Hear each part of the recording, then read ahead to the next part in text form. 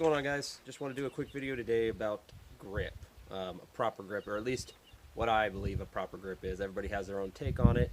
I just try to simplify things, and I usually think of things a little bit differently so that I can understand them after they're explained to me or after I've seen something.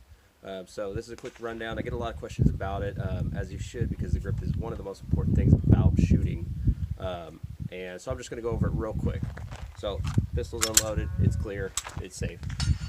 What I learned is basically there's two pressures. So I think of it like a plus sign. So if you're looking at the top of your pistol, if you were looking down over it as you were gripping it, that is, I think of it as a plus sign, what I call a plus sign of pressure. So that's front to back and side to side pressure. So my dominant hand, and in this case my right hand, is front to back pressure. So I'm pulling the pistol into the back of my palm with the front of my fingers. And I get my fingers a little more to the front.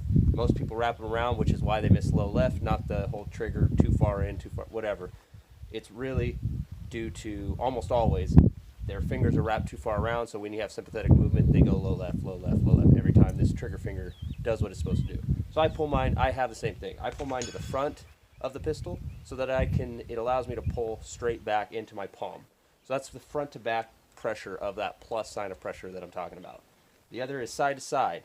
That is going to be your non-dominant hand wrapping around the gun. So all this open space I created with the fingers being pulled, my fingers being pulled to the front of the pistol, now that it allows this big open space of real estate for my non-dominant hand to get in there, take that up, and wrap around and complete the plus sign of pressure. So that's side to side pressure. Also, another thing to think about with your non-dominant hand, everybody says like 45, you point it down. Really what it's about, it's mechanics, biomechanics. It's your wrist, locking down your wrist joint. So it's taking it to the point where it locks it down, it no longer wants to move. So when you wrap around it, now it can only go up, but it can't go down. So what that does is the pistol will still have muzzle flip.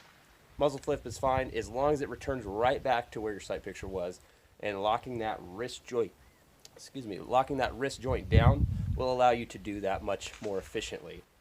So get it high up on there, you got your grip, and I'll bring it over here so you can see. Lock that wrist joint down high up on the pistol.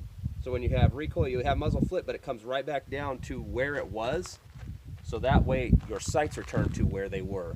And you get to see your sights sooner so you can acquire the next shot. And it should be going up and down. If you have the proper grip with that plus sign of pressure, you're only going to have the sights go straight up and straight back. They shouldn't be coming up to the side, left or right, or anything like that. Shouldn't do any figure eights or anything.